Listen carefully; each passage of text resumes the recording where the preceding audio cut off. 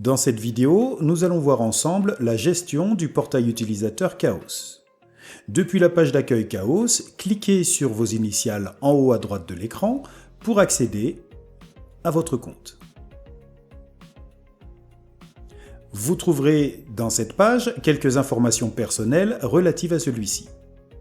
Si vous êtes administrateur du compte, vous aurez accès à l'onglet « Organisation ». Faisons maintenant un petit tour sur l'interface de cette page. Dans ce cadre, les informations relatives à votre licence. Dans ce cas précis, notez que le partage des licences flottantes est activé. Ce deuxième cadre est dédié aux membres de l'organisation. Le chiffre en gras indique la quantité d'utilisateurs enregistrés dans celle-ci. Le cadre suivant fait référence aux produits actifs pour cette organisation. Ici, une licence est considérée comme étant un produit. 19 est donc le nombre de ces produits. Et pour finir, le dernier cadre qui représente la quantité de crédits restants pour le calcul de rendu dédié. Pour cette organisation, il y a un peu moins de 97 crédits à partager si besoin. Maintenant, revenons un instant sur l'onglet dédié aux licences. Pour rappel, le partage de celle-ci est activé. En vous rendant sur les trois petits points à droite de ce cadre, vous pouvez désactiver ce partage à tout moment. Le site de Chaos est en anglais par défaut. Si vous n'êtes pas familier à cette langue, notez qu'aujourd'hui, la majorité des navigateurs web permettent une traduction instantanée.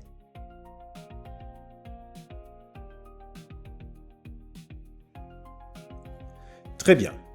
La traduction du site a été faite non seulement sur l'affichage général, mais aussi dans les options ou menus masqués. Voyons alors ce qu'indique l'infobulle au sujet du partage des licences flottantes. Lorsque cette fonctionnalité est activée, tous les utilisateurs de l'organisation pourront utiliser des licences flottantes pour tous les produits actuellement assignés à l'administrateur. Les utilisateurs devront se connecter avec leur compte Chaos au produit. Lorsqu'ils sont désactivés, les utilisateurs ne peuvent utiliser que les licences qui leur sont attribuées. Ce qui indique en d'autres termes que s'applique la règle du premier arrivé, premier servi. Dans le champ utilisateur sont listés tous les membres, leur nom, leur prénom, leur rôle dans l'organisation et leur adresse email. Dans la colonne produits, les produits qui leur sont assignés. Si aucun produit ne leur est assigné, ce champ reste vide. Ici, tous les produits sont assignés à l'administrateur de l'organisation et l'accès au crédit est illimité dans la limite du solde disponible, évidemment. Vous pouvez destiner des crédits aux membres de l'organisation et indiquer au besoin une date limite d'utilisation. Pour chaque membre de l'organisation, vous pouvez effectuer un certain nombre d'actions en cliquant sur les trois points à droite de leur nom. Allouer un produit à l'utilisateur ou encore supprimer l'utilisateur. Des actions sont également disponibles en cochant la case à gauche du nom de l'utilisateur. Vous pouvez sélectionner plusieurs utilisateurs. Dans la partie utilisateur, vous pouvez le supprimer. Il recevra alors un email lui indiquant qu'il ne fait plus partie de l'organisation. Dans la partie produit, vous pouvez soit assigner un produit à l'utilisateur ou encore le révoquer. Là aussi, il sera notifié par email. Pour ce qui est de la partie Credit Cloud, pour les rendus externalisés, vous allez pouvoir choisir entre effectuer une mise à jour de l'accès au Credit Cloud ou encore choisir accès et utilisation du Credit Cloud d'exportation. Très bien.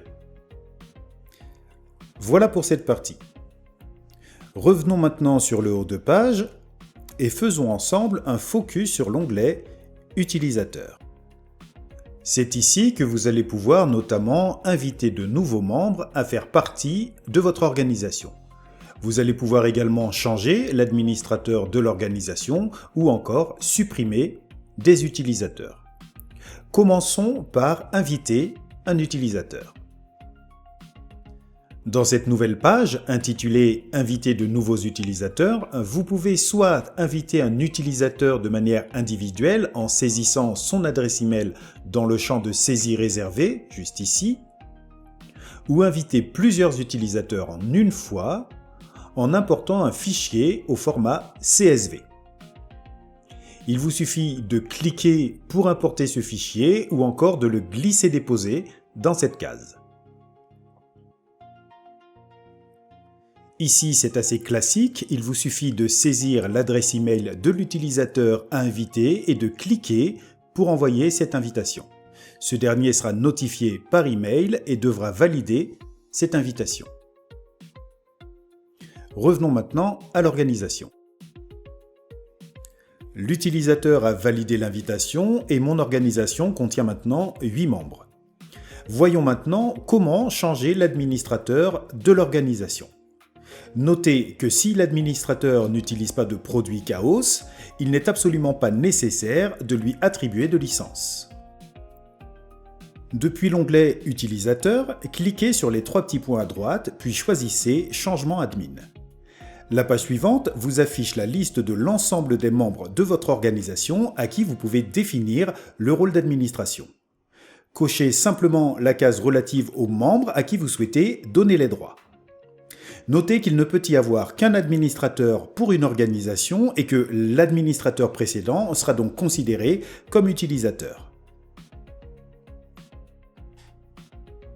Passons à l'étape suivante. Ici, il s'agira de confirmer l'adresse email du nouvel administrateur de l'organisation. La page suivante vous présente un récapitulatif complet des actions précédemment menées et vous affiche la validation étape par étape. Sélection d'un nouvel administrateur de l'organisation, ensuite confirmation de l'ensemble des changements et pour finir, vous êtes invité à consulter le tout avant d'envoyer l'invitation. Dans ce récapitulatif, un message indique que si l'administrateur accepte l'invitation, vos droits d'administrateur seront supprimés et vous resterez utilisateur de cette organisation.